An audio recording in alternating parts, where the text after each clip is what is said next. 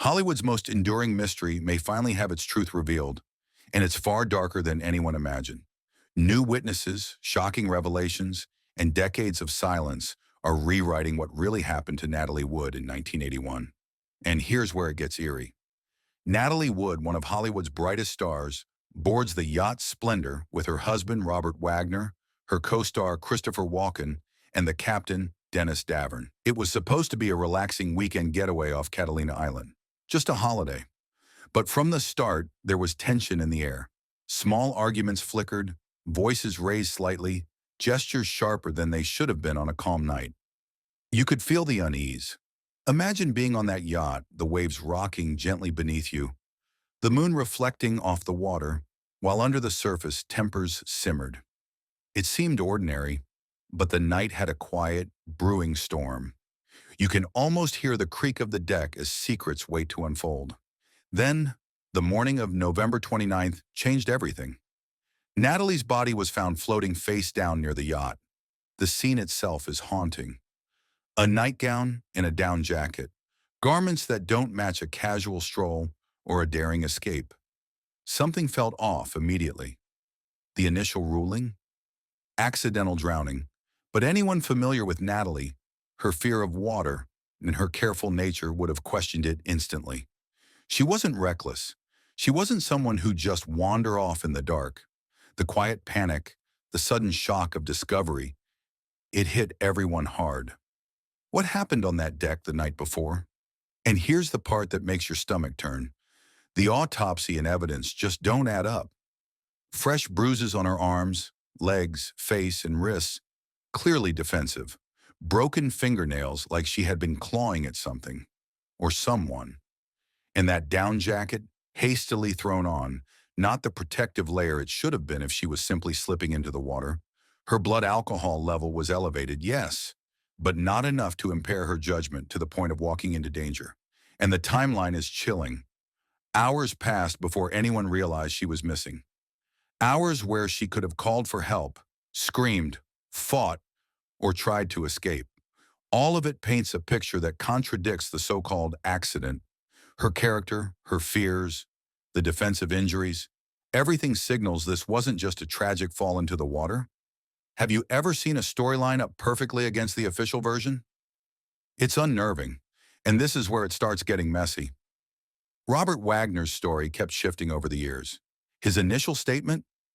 He was watching TV, didn't notice Natalie missing until midnight, and assumed she'd taken the dinghy alone. Seems simple, right? But then the story slowly changed. By the mid-1980s, Wagner admitted there had been some tension that night, specifically an argument with Christopher Walken over Natalie's career. And it doesn't stop there. By 2008, Wagner admitted he had argued directly with Natalie that night, jealousy over Walken involved, yet he still denied any physical contact. All of these changing versions, the delays in reporting her missing, and the inconsistent details, they raised serious suspicion. The authorities noticed it too. By 2011, Wagner was officially named a person of interest in the case. You can't help but wonder, why so many revisions, so many gaps? And here's where it gets eerily quiet. Christopher Walken, who was present that night, gave almost no statement for decades. His initial claim? He went to bed early and didn't see anything unusual.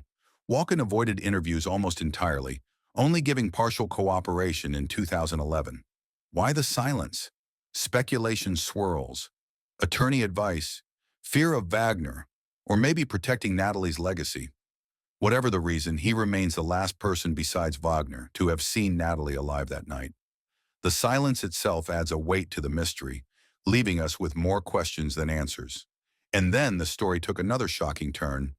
Captain Dennis Davern, who had originally backed Wagner's accident story, finally broke his silence in 2009 with Goodbye Natalie, Goodbye Splendor. Davern's new account was dramatic. He describes an escalating argument between Natalie and Wagner. Wagner allegedly smashed a wine bottle and accused Natalie of infidelity with Walken. According to Davern, Wagner delayed helping Natalie, holding back the search for almost 4 hours.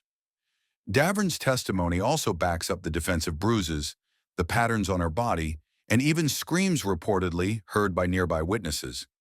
It's chilling to think the truth might have been right there, hidden in plain sight all along. Just when it seemed the case was frozen in time, everything shifted. In 2011, the Sheriff's Department officially reopened Natalie's case after Deverin's revelations. They revisited the autopsy with modern forensic techniques, uncovering details previously missed. The cause of death changed in 2012 from accidental drowning to drowning and other undetermined factors.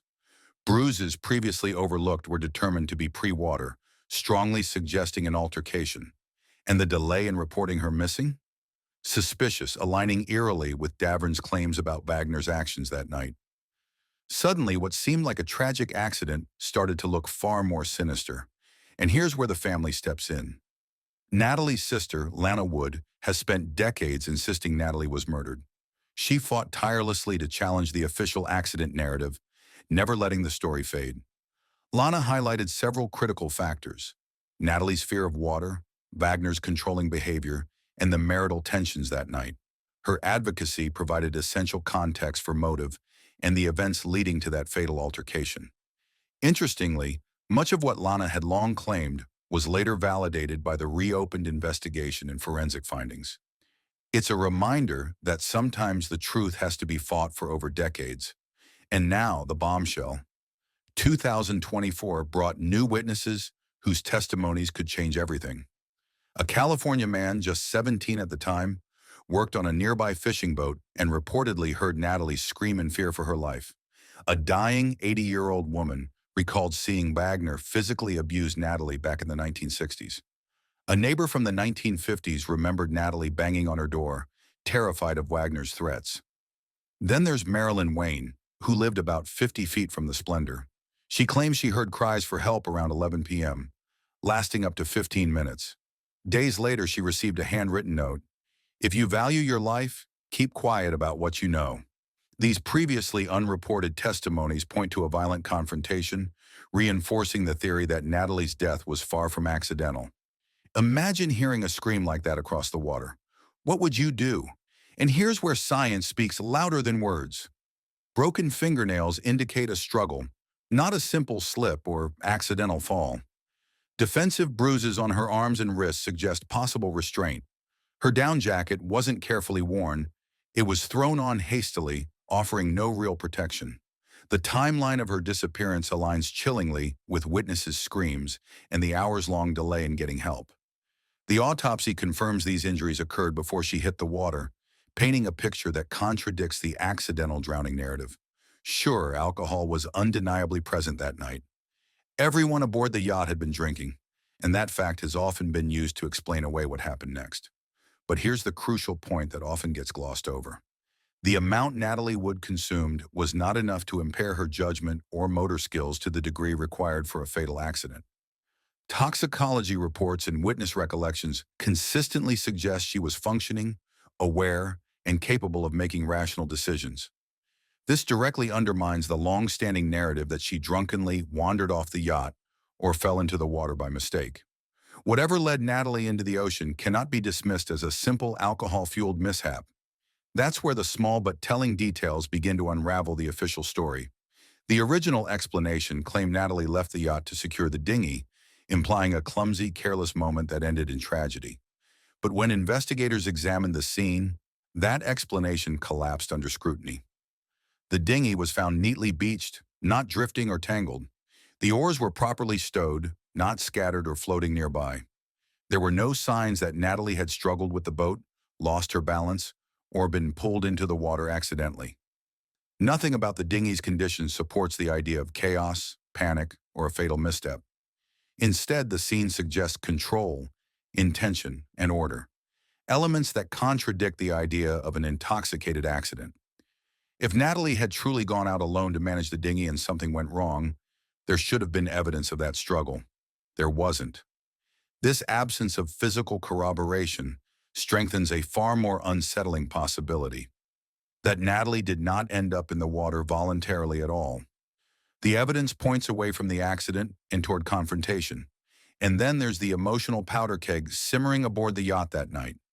Reports indicate that Robert Wagner was deeply jealous of the growing closeness between Natalie and Christopher Walken during the filming of Brainstorm.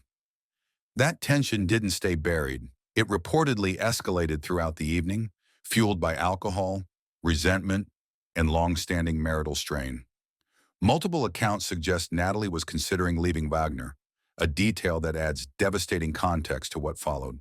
Captain Dennis Davern has consistently maintained that a fierce argument broke out between Natalie and Wagner that night, loud enough to be unmistakable. He has even suggested it may have turned physical. This isn't idle speculation. It aligns disturbingly well with the physical evidence, the timeline gaps, and the inconsistencies in early statements. When jealousy, fear, and emotional volatility collide, accidents don't always look accidental. Taken together, these elements form a chilling narrative. Not a woman stumbling into darkness, but one caught in a volatile confrontation that spiraled out of control. The alcohol didn't cause the tragedy. The tension did, and here's why so many believed the story was over.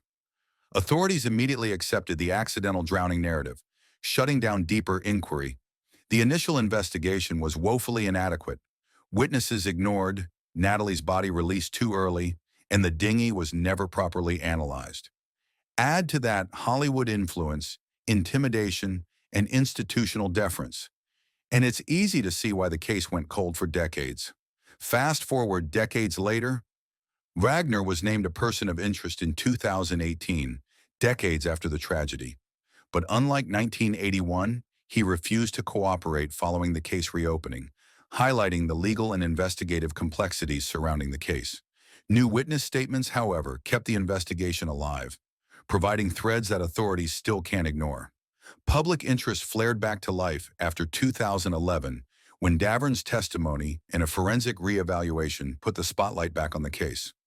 Now 2024 witnesses provide a fresh perspective, potentially actionable evidence that could shift how authorities view the events of that night. Author Marty Rulli believes this could even trigger a grand jury investigation or possible indictment, proving that decades-old cases can still surprise us. Even now, crucial questions linger. Was Natalie already dead before hitting the water? Or did the altercation lead directly to her drowning? Did Wagner force her into the water? Or was it indirect? Christopher Walken's exact observations remain unknown, and threats to witnesses suggest ongoing suppression. Legal closure may remain impossible due to age, the death of witnesses, and lost evidence, leaving this Hollywood mystery still haunting us all. And this is where the story truly hits hard. What was once officially framed as a tragic boating accident is now being re-examined as something far more disturbing. Over the years, newly surfaced witness statements, shifting timelines, and inconsistencies in official reports have forced investigators and the public to confront the possibility that Natalie Wood's death may not have been accidental at all. Instead, a growing body of evidence points toward potential domestic violence and a deliberate effort to conceal what really happened that night. Bruising documented after her death, arguments reported aboard the yacht, and long-standing contradictions in key testimonies have fueled suspicions of a cover-up protected by fame, influence, and silence. At the center of this renewed push for truth is Natalie's sister, Lana Wood. For decades, she has refused to let the case fade into Hollywood myth, tirelessly advocating for a full and honest re-examination of the facts. Lana's determination has reshaped the narrative, ensuring that Natalie is not remembered merely as a tragic star lost at sea, but as a woman who may have been failed by the very systems meant to protect her. Her fight underscores a broader issue: how celebrity, power, and public image can distort investigations, delay justice, and leave crucial questions unanswered for generations. This case is a stark reminder. Hollywood power can obscure justice for decades. Without witness testimony, forensic reevaluation, and relentless family advocacy, the truth might never surface. It demonstrates how public perception can be shaped by incomplete or misleading narratives, and why persistence matters. Just like one when it seemed clear-cut. The night escalated from argument to physical confrontation, ending with Natalie in the water. The evidence tells the story: bruises, scratches, broken nails, delayed help, eyewitness screams, and threatening notes. Wagner's evolving stories, Walken's silence, the captain's testimony, and her sister's advocacy all align with a new narrative. The accident theory now seems invalid, making potential homicide plausible. Even if legal justice remains elusive, the historical record is finally being set straight. Decades of silence, lies, and fear may have shielded the truth, but new witnesses and forensic evidence shine a light on what really happened to Natalie Wood. Hollywood's power couldn't erase the screams, the struggle, or the injustice, ensuring her story is finally told honestly.